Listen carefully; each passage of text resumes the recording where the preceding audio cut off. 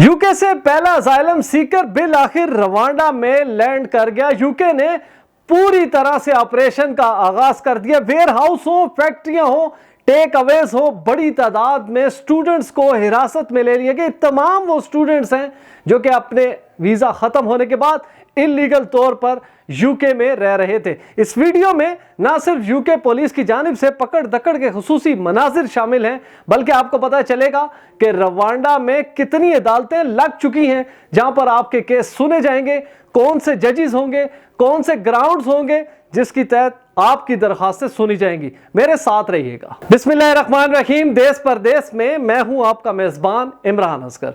दोस्तों, देश परदेश आपका अपना चैनल है, इसे जरूर सब्सक्राइब करें, बेल आइकन को प्रेस करें और हमारी वीडियोस को ज्यादा से ज्यादा शेयर करें, क्योंकि हमारी वीडियोस से बहुत से असाइलम सीकर जो कि इस वक्त यूके में परेशानी में मुब्तला हैं, उनके लिए कोई ना कोई दरमियानी रास्ता निकल सकता है। दोस्तों, जैसा कि मैंने वीडियो के इंट्रो में बताया कि यूके से पहला असाइलम सीकर बिल आखिर रवांडा में लैंड हो चुका है। तो खबरें कुछ इस तरह हैं कि इस असाइलम सीकर की शनाख्त को सीगाए राज में रखा गया है।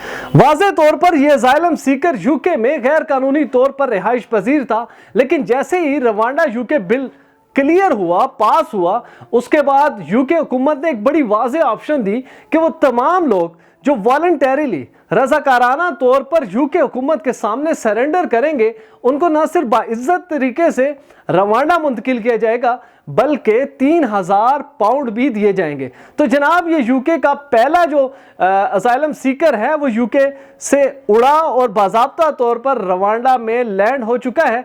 जैसा कि मैंने आपको बताया कि इसकी शनाख्त नहीं सामने लाएगी, लेकिन इसको 3000 पाउंड भी दिए गए। वो खुसूसी मनाजिर क्या है जिसमें आपको पता चलेगा कि ये पहला असाइलम सीकर रवांडा में लैंड हो चुका है। ये आप मनाजिर देखिए।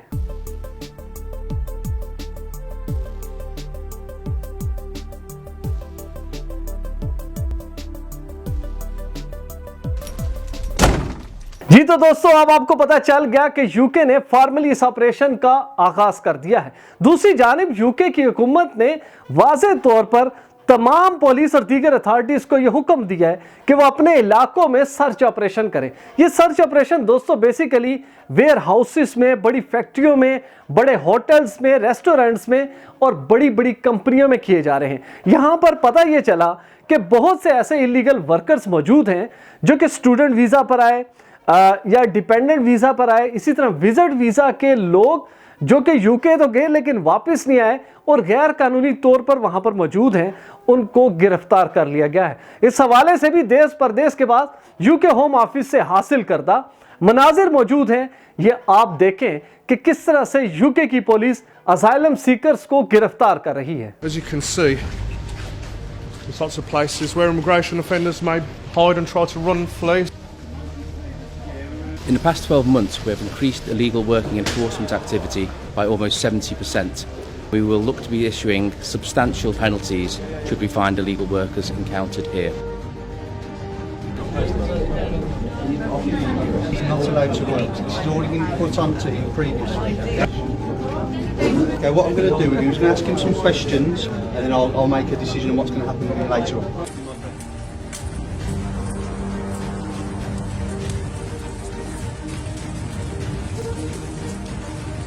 जी तो दोस्तों, इस मनाजिर के बाद आगे बढ़ते हैं। जैसा कि आपको पता है कि जिस तरह दिन गुजर रहे हैं, लोगों की परेशानियों में इजाफा हो रहा है, क्योंकि यूके अब पीछे हटने को तैयार नहीं है।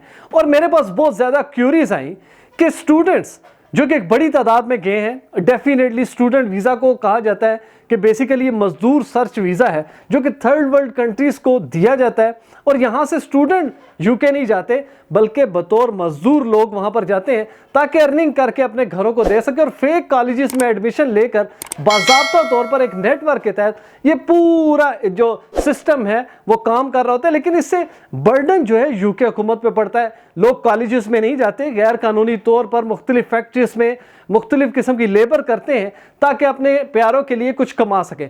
दोस्तों, किसी हद तक तो आपकी नीयत समझ आती है कि आप चाहते हैं कि आपकी फैमिली जो मौजूद है उनके लिए कोई ना कोई भला हो सके, लेकिन जो बुनियादी तौर पर जो तरीका इस्तेमाल किया जाता है वो दुरुस्त नहीं है। पहले तक तो ठीक था, आपने देखा होगा कि बहुत से हमें ऐसे लोग मिलते हैं जो कि 30 साल 40 साल से यूके में मौजूद हैं। जब आप उनकी हिस्ट्री देखते हैं तो आपको पता चलता है कि वो बतौर स्टूडेंट आए थे, उन्होंने इलीगल स्टे लिया, फिर उसके बाद अजाइलम उन्होंने क्लेम किया और बिल आखिर वो यूके के नेशनल बन गए। लेकिन ऐसा नहीं हो सकता कि हर शख्स को, हर इलीगल इमिग्रेंट को यूके जो है वो परमानेंट रेजिडेंस या नेशनलिटी देता फिरे। तो दोस्तों आप सेकंड पोर्शन में, दोस्तों जैसा कि आप जानते हैं कि देश परदेश रवांडा ऑपरेशन के हवाले से मुकम्मल सीरीज बना रहा है, उसके लिए मैं आई बटन दे रहा हूं, ये वीडियोस लाजमी देखिएगा ताकि आपको रेफरेंस टू द कंटेक्स्ट पता चले कि आखिर होने क्या जा रहा है।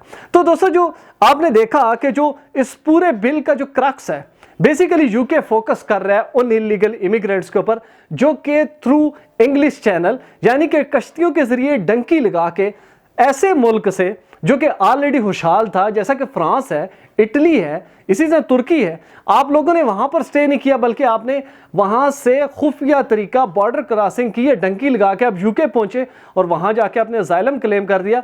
तो यूके का क्वेश्चन है कि वाई यूके, आप जिस कंट्री से आ रहे हैं वो भी डेवलप्ड है, यूरोप का मुल्क है, वहां पर आपने स्टे क्यों नहीं लिया? और अगर आपको अपनी जान का इतना ही खतरा है तो फ्रांस जैसा मुल्क जो है वो बड़ा सिक्योर है, आप वहां से थर्ड कंट्री में आप बड़ी आसानी से असाइलम क्लेम कर सकते थे। तो यूके में इनका फ्लो हुआ, अब इन लोगों को निकाला जा रहा है। तो पहला फेज तो आप जहन में रखें कि बोट्स के जरिए जो लोग यूके में पहुंचे सबसे पहले उन लोगों को उठाया जा रहा है। दूसरी चीज, स्टूडेंट्स की जो क्यूरीज हैं, बड़ी तादाद में लोग मौजूद हैं, उनका ताल्लुक पाकिस्तान से, भारत से, बांग्लादेश से, अफगानिस्तान और दुनिया के दीगर ममालिक से है, जो कि स्टूडेंट वीज़ा के ऊपर यूके पहुंचे।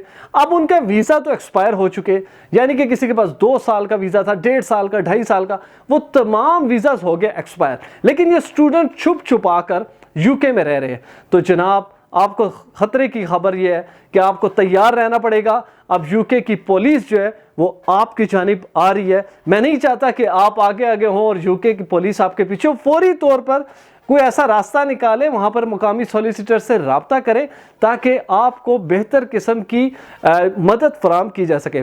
और दोस्तों जैसा मैंने आपको वीडियो को इंटरव्यू में बताया था कि बाज़ाब्ता तौर पर तकरीबन 125 अदालतों का कयाम कर दिया गया है रवांडा में, जहां पर एक जज जो है, पूरी एक जूरी बनाई गई है जिसमें एक जज रवांडा से शामिल होगा, एक का ताल्लुक किसी भी कॉमनवेल्थ कंट्री से होगा और इसी तरह 10 जजेस जो है वो एकमुलेट होंगे इस पूरे कोर्ट में, जहां पर आपकी असाइलम की रिपोर्ट्स रखी जाएंगी, आपकी दरख्वास्त रखी जाएगी और आपका केस प्लीड किया जाएगा और फाइनल डिसीजन पे डिसाइड किया जाएगा कि आपको यूके भेजा जाए, आपको रवांडा की जो शरीयत है वो दी जाए या रवांडा का असाइलम दिया जाए या आपको थर्ड वर्ल्ड कंट्री में दोबारा से भेज दिया जाए। लेकिन याद रखें जो यूके रवांडा ट्रीटी है उसमें बड़ा वाज़ेह तौर पर लिखा हुआ है। तो जिस भी आपके ने अपने मदरलैंड की निशानदेही की है कि वहां पर आपकी जान को खतरा है, तो याद रखें आपको वहां पर नहीं भेजा जाएगा लेकिन रवांडा में आपको रहने का मौका दिया जा सकता है। तो दोस्तों ये वो अपडेट्स थी जो मैं चाहता था आपके साथ शेयर हो ताकि आप अपडेट रहें। वो लोग, मुझे यकीन है कि कुछ ना कोई हल निकल आएगा लोगों के लिए, लेकिन इस सारी सूरत हाल में वही बंदा बचेगा जो कि अपडेट रहेगा। और देश परदेश ऐसा प्लेटफॉर्म है जहां पर यूके रवांडा ऑपरेशन के हवाले से हर पल बदलती सूरत हाल आपके सामने रखी जाएगी। मुझे उम्मीद है ये वीडियो भी आपके लिए मददगार साबित होगी। आपसे गुजारिश है, मेरी स्क्रीन पे नजर आने वाला नंबर बिलाल प्रोडक्शन का, इनको उस वक्त कॉल करें जब आपने वीडियो फुटेजेस बनवानी हो, फोटो शूट करवाना हो IT क्वालिटी का, तो बिलाल प्रोडक्शन के नंबर पे जरूर राब्ता करें। वीजा, इमिग्रेशन और इनसे जुड़े दीगर मसाइल के हल के लिए देखते रहिए देश परदेश इमरान अस्कर के साथ।